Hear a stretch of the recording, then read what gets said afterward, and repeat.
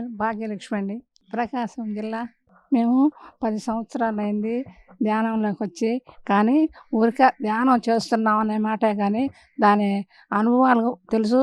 ఇంక ఏమి మనకు దానిలో ఇది ఏమి తెలీదు. 10 సంవత్సరాల నుంచి చేసింది గట్టిగా చేసింది అనుభవాలు బాగా చాలా ఎక్కువగా వచ్చాయి. కానీ అప్పుడు నాకు తొలిసారి చెప్పారు. నేను నమ్మలేదు. మా వారు పోయేస్తుంటే మా పాప, మేము ముగ్గురమే మా ఇంట్లో. మా పాప, నేను, మా వారు. అప్పుడు ముందు పోయింది మా వారు.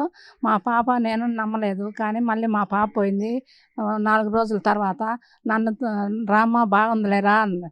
నాకేం లేదు తెలియలేదమ్మా, నాకు రానులే నేను. సరే వారం రోజుల తర్వాత నన్ను తీసుకుపోయారు. నేను వెళ్ళిన తర్వాత 2 రోజుల్లోనే నాకు అది ఒక విధమైన ఆవేదనలు, ఏదో మనకు తెలియని విషయాలు నాకు అసలు ఏమీ తోచలా. మళ్ళీ మూడోసారి అట్నే పోయిన మర్నాడే నాకు ఎక్కువ బాధ, ఆవేశం వస్తే ఆవేదన, అంత నొప్పి, అట్లా చాలా ఇదిగా ఉండేది. ఫస్ట్ నుంచి ఉంది నాకు. ఒక 20 సంవత్సరాల నుంచి 30 సంవత్సరాలు ఉండేది నాకు ఆవేదన.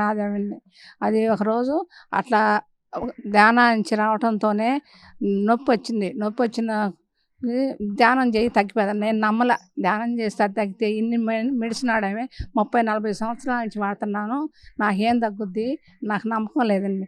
నమ్మకం లేకుండా సరేలే అన్న. కాదు నువ్వు చేయి తర్వాత చెప్తావు అన్నారు. చేశాను. నాకు ఇప్పుడు ఇన్ని సంవత్సరాల నుంచి 10 సంవత్సరాల నుంచి చేశాము.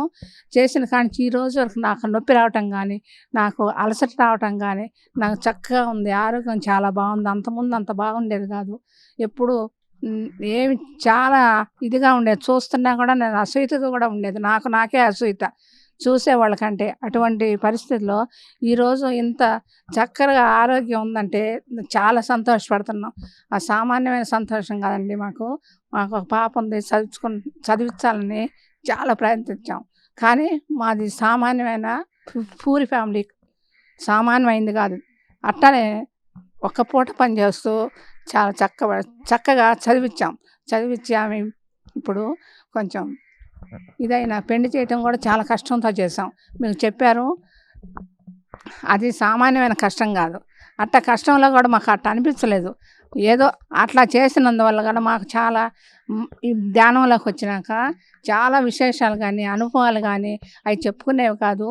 అవి అనుభవాలు ఎప్పుడు అమ్మవార్లు వచ్చేవాళ్ళు, పత్రిసారి వచ్చేవారు. ధ్యానంలో పోతే పత్రిసారి ఎక్కువ మాకు పిరమిడ్ కట్టకముందు ఆడే చేసేవాళ్ళం. ఫ్యామిలీ అక్కడ చేసేవాళ్ళం ధ్యానం. కానీ ఆడ చేయటంతోనే పత్రిసారి పచ్చని చెట్లతో, పచ్చ చెట్లు అంతా చాలా చక్కగా ఇది కనిపించేది. కానీ నాకు ఎంతసేపు చెప్పాలన్నా కూడా, మంచిగా ఉన్నా కూడా చెప్పలేని అంత ఆవేశం వస్తుంటుంది ఏది చెప్పినా కూడా. అందుకని నేను మాట్లాడటం కూడా చాలా ఇదిగా ఉంటుంది, నేను మాట్లాడేది కూడా. కానీ అవన్నీ క్షమించండి. ఏది చేసినా మంచిగానే చెప్తున్నాను. మంచిగా చేసినా కూడా నాకు అట్లా వస్తుంది ఆవేదన. ఇప్పుడు మటుకు చాలా వరకు బాగానే ఉంది. ఇంత బాగుంది అనుకోలే. నేను బాగలేని కానించి కూడా ఇప్పుడు వరకు నేను ఇట్లా ఉంటాను అని కూడా అనుకోను. అంత చక్కగా ఉంది ధ్యానంలోకి వచ్చిన కానించి. మా పాప విషయంలో చాలా ఇబ్బందుల్లో ఉన్నాం.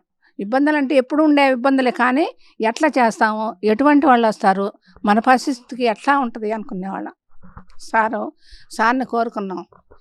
సార్ మా పరిస్థితి ఇది, ఏంది, మేమేం చేయగలం, చక్కగా చెయ్యాలనుకుంటున్నాం పాపకి, ఏం చేస్తాం, మా దగ్గర శక్తి లేదు, మరి ఏంది అసలు అని మనం మనసులో అనుకునేవాళ్ళం, నిద్రపోయేవాళ్ళం. మాకేం చెప్పేవాళ్ళు కాదైతే. మాకు ఏదైనా అనుభవాలే వచ్చాయి కానీ ఇటువంటివి ఏం తెలియదు. ఒకరోజు పెళ్లి విషయం వస్తే రూపాయి లేకుండా ఎట్లా చేస్తాం అనుకునేవాళ్ళం. అనుకుంటే కానీ అట్లా చేద్దాంలే, మాస్టర్స్ కానీ ఎప్పుడూ మా ఎమ్మటే ఉన్నట్టుగా మాకు అనిపించేది. అక్కడ పోయినా కూడా చెప్పేవాళ్ళు, మీరేమీ భయపడద్దు, అది ఇది అనుకోవద్దు, మీ అంతటి మీరు పనులు చేయండి, మీరు కావాలనుకున్నవి కోరుకోండి, అదే పరిస్థితుల్లో మీకు బాగా చక్కగా ఉంటుంది అని అంటుంటారు, చెప్తుంటారు, వింటాం. కానీ అంత అనుభవం కూడా నాకు లేదు. చెప్పి విని అంత ఆలోచించి అని ఇది కూడా లేదు.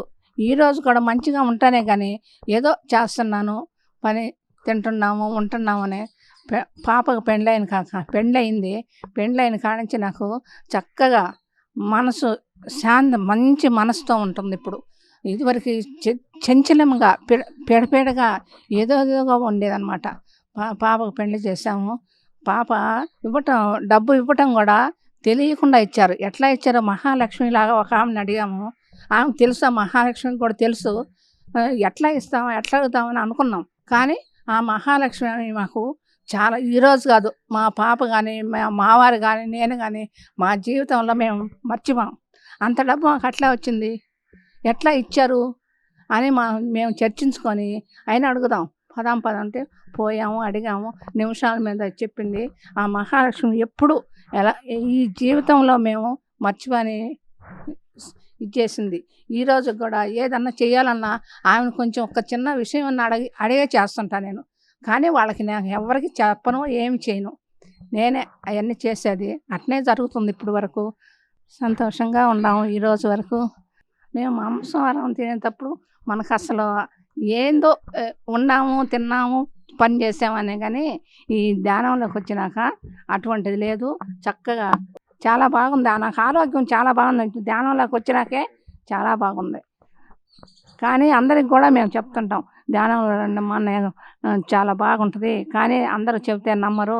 అది అనుభవించిన వాళ్ళకి తప్ప ఇంక వేరే వాళ్ళకి తెలీదు అని చెప్తుంటాం. కానీ ఇప్పుడు వినేవాళ్ళు ఈ సైడ్ అసలు మనకి చెప్పము, వినలేను. వాళ్ళ ఇది వేరు, మనం ఇది వేరు అని చెప్తాం. కొంతమందికి చెప్పలేరు, అందరూ చెప్పలేము, చెబుతుంటాం కొంతమందికి. అది అనుభవిస్తే తెలుస్తుంది. మా విషయంలో మటుకు మేము అనుభవించిన ఇది మటుకు ధ్యానం వల్లే మేము ఇంత చక్కగా ఉన్నామని. ఎప్పటికైనా ధ్యానం వల్ల మనం మేల్కొన్నది ఇదే. పత్రిజీ సార్ గారికి, మాస్టర్ల గారికి, అన్న మన తీసుకొచ్చిన హరిబాబు గారికి మా జీవితంలో ఎప్పుడూ ప్రమాణాలు చెప్పుకుంటుంటాం.